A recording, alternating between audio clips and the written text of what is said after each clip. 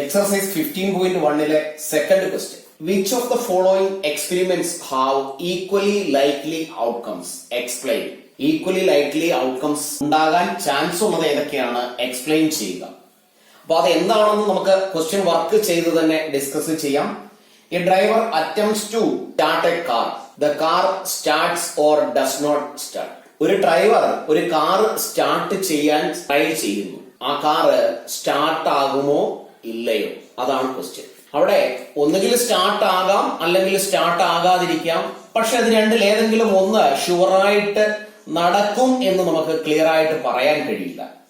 അത്തരത്തിലുള്ളതിനെ നമുക്ക് not equally likely എന്ന് പറയാം. ഇവിടെ നിന്ന് മനസ്സിലാക്കേണ്ട കാര്യം ഇതാണ്, മേ ഓർ മേ നോട്ട്, സംഭവിക്കുകയോ സംഭവിക്കാതിരിക്കുകയോ ചെയ്യാം എന്ന് പറയുന്ന ഒരു ചാൻസ് മാത്രമാണ് അവിടെ.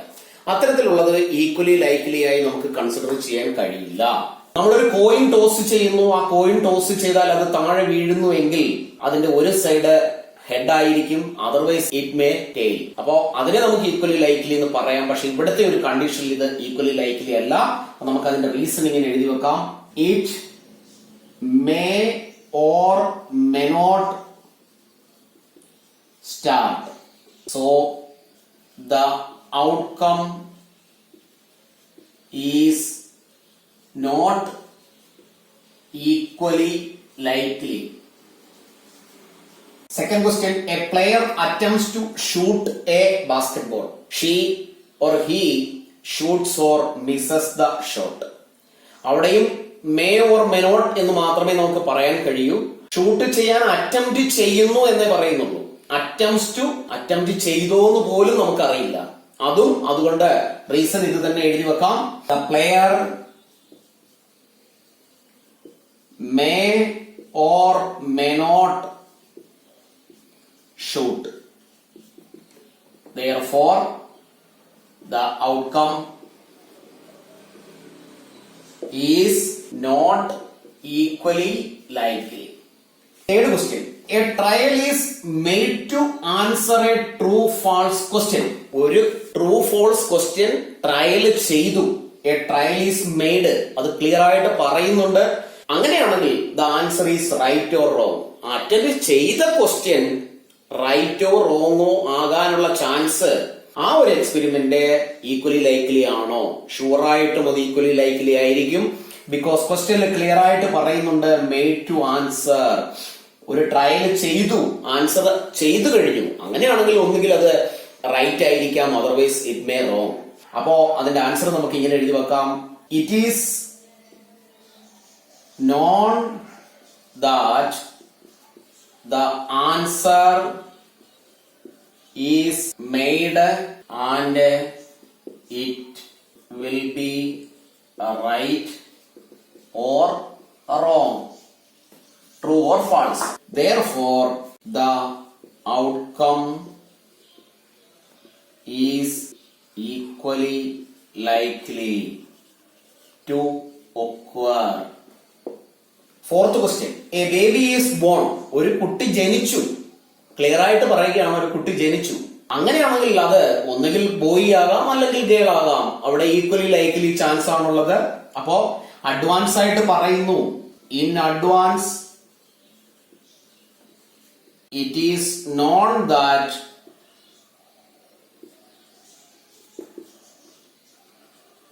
baby is born, so it has to be a boy or girl. So the outcome is equally likely to occur. Third question. Why is tossing a coin considered to be a fair way to deciding which team should get the ball at the beginning of a football game? ഒരു football game start ചെയ്യുന്നതിന് മുമ്പ് ഒരു coin toss ചെയ്യുന്നതിനെ fair കേസായി consider ചെയ്യുന്നത് എന്തുകൊണ്ടാണെന്നാണ് question. നമ്മൾ introduction വീഡിയോയിൽ അത് discuss ചെയ്തതാണ്. ഒരു കോയിൻ ടോസ് ചെയ്താൽ അത് താഴെ വീഴുന്നു. അത് താഴെ വീണാൽ കോയിന് രണ്ട് സൈഡേ ഉള്ളൂ, അതിൽ ഏതെങ്കിലും ഒരു സൈഡ് മുകളിൽ വരും എന്നുള്ളത് കൊണ്ടാണ് ഒരു കോയിനെ fair way to decide for which team should get the ball എന്ന് കൺസിഡർ ചെയ്യുന്നത്. അപ്പൊ നമുക്ക് അതിന്റെ ആൻസർ ഇങ്ങനെ എഴുതി വെക്കാം. While tossing a coin the outcomes head or tail are equally likely and the result is completely unpredictable. ഒരു coin toss ചെയ്യുന്നതിന് മുൻപ് നമുക്ക് എന്തായാലും പറയാൻ കഴിയില്ല. എന്നാൽ അത് താഴെ വീണ് കഴിഞ്ഞാൽ ഉറപ്പായിട്ടും ഹെഡോ ടെയിലോ ഏതെങ്കിലും ഒന്ന് വരും. അതുകൊണ്ടാണ് നമ്മൾ അതിനെ കൺസിഡർ ചെയ്യുന്നത് unpredictable and so it is A fair way. So it is A fair way. Toss ചെയ്യുന്നതിന് മുൻപ് പറയാൻ കഴിയില്ല. ടോസ് ചെയ്താൽ മാത്രമേ അത് പറയാൻ കഴിയൂ. രണ്ട് ടീമിനും ഫെയർ ആയി വരത്തക്ക വിധത്തിലുള്ള ഒരു ഡിസിഷൻ ആണത്. അതുകൊണ്ടാണ് കോയിൻ ടോസ് ചെയ്യുന്നതിനെ നമ്മൾ ഫെയർ വേ ആയി കൺസിഡർ ചെയ്യുന്നത്. Fourth question, which of the following cannot be the probability of an event? താഴെ തന്നിരിക്കുന്നതിൽ ഏതാണ് ഒരു പ്രോബബിലിറ്റിയുടെ ഈവന്റ് ആയി വരാൻ ചാൻസ് ഇല്ലാത്തത്? ഫസ്റ്റ് ക്വസ്റ്റ്യനില് ഫില്ലിംഗ് ദ ബ്ലാങ്ക്സിൽ നമ്മൾ ഒരു ക്വസ്റ്റ്യൻ ചെയ്തതാണ് പ്രോബബിലിറ്റി ഓഫ് ആൻ ഇവന്റ് ഒരിക്കലും നെഗറ്റീവ് നമ്പർ ആകാൻ പാടില്ല എന്ന്. ആൻസർ ഇവിടെ ഉള്ളത് ബി ആണ്. -1.5 cannot be the probability for an event. അങ്ങനെയാണെങ്കിൽ ഏതൊക്കെ നമ്പറുകൾ പ്രോബബിലിറ്റിയിൽ വരാം എന്നുകൂടി നമ്മൾ അറിഞ്ഞിരിക്കുക. ഒരു ഫ്രാക്ഷൻ വേണമെങ്കിൽ വരാം, നോ പ്രോബ്ലം. പെർസെന്റേജിൽ വേണമെങ്കിൽ വരാം, ഡെസിമലിൽ വേണമെങ്കിൽ വരാം. ഇത് ഇത്രയും നന്നായി അറിഞ്ഞിരിക്കുക. Fifth question, if P of an event is probability for an event is given with 0.05. What is the probability of not that event? ആ ഇവന്റ് നടക്കാതിരിക്കാനുള്ള പ്രോബബിലിറ്റി എന്താണെന്നാണ് ക്വസ്റ്റ്യൻ. അപ്പോ നമ്മൾ നേരത്തെ പഠിച്ചതാണ് probability for an event plus probability for not that event. ആ event നടക്കാതിരിക്കാനുള്ള ചാൻസും അത് നടക്കാനുള്ള ചാൻസും അത് സംഭവിക്കാനുള്ള ചാൻസും കൂടി ആഡ് ചെയ്താൽ 1 ആണ് എന്ന് നമ്മൾ നേരത്തെ ഡിസ്കസ് ചെയ്തതാണ്. അതിൽ probability for the event is given with 0.05 plus അങ്ങനെയാണെങ്കിൽ P of not that event is 1. നമുക്കിവിടെ probability for not that event ആണ് കണ്ടുപിടിക്കേണ്ടത്. 1ൽ നിന്നും ഈ നമ്പർ മൈനസ് ചെയ്യുക, -0.05 which is equal to 0.95. Sixth question, a bag contains lemon flavored candies only. Malini takes out one candy without looking into the bag. What is the probability that she takes out an orange flavored candy? ഈ ഒരു ബാഗിൽ lemon flavoured candies മാത്രമേ ഉള്ളൂ എന്ന് ക്വസ്റ്റ്യനിൽ clear ആയിട്ട് പറയുന്നുണ്ട്. അതിൽ നിന്നും കണ്ണടച്ചുകൊണ്ട് മാലിനി ഒരു കാൻഡി പുറത്തെടുത്താൽ അത് ഓറഞ്ച് ഫ്ലേവേർഡ് കാൻഡി ആകാനുള്ള പ്രോബബിലിറ്റി എന്താണെന്നാണ് ക്വസ്റ്റ്യൻ. ആ ബാഗിൽ ഒരു ഓറഞ്ച് ഫ്ലേവേർഡ് കാൻഡി ഇല്ലാത്തതിനാൽ അത്തരത്തിലൊരു പ്രോബബിലിറ്റി അവിടെ പോസിബിലിറ്റി ഇല്ല. അപ്പൊ നമുക്ക് എഴുതി വെക്കാം, since there are lemon candies only, taking out an orange flavored candy is not possible. അതിന്റെ second question, A lemon flavoured candy, ഒരു ലെമൺ ഫ്ലേവേർഡ് ക്യാൻഡി അതിൽ നിന്ന് എടുക്കാനുള്ള പ്രോബബിലിറ്റി എന്താണ്? ഈ ഒരു ബാഗില് ലെമൺ ഫ്ലേവേർഡ് ക്യാൻഡീസിന്റെ നമ്പർ എത്രയാണെന്ന് നമുക്ക് ക്ലിയർ ആയിട്ട് പറഞ്ഞിട്ടില്ല. ക്ലിയർ ആയിട്ട് നമ്പർ പറയാത്ത സ്ഥിതിക്ക് അവിടെ പ്രോബബിലിറ്റി കണ്ടുപിടിക്കുന്ന ഈക്വേഷൻ യൂസ് ചെയ്യേണ്ട ആവശ്യമില്ല.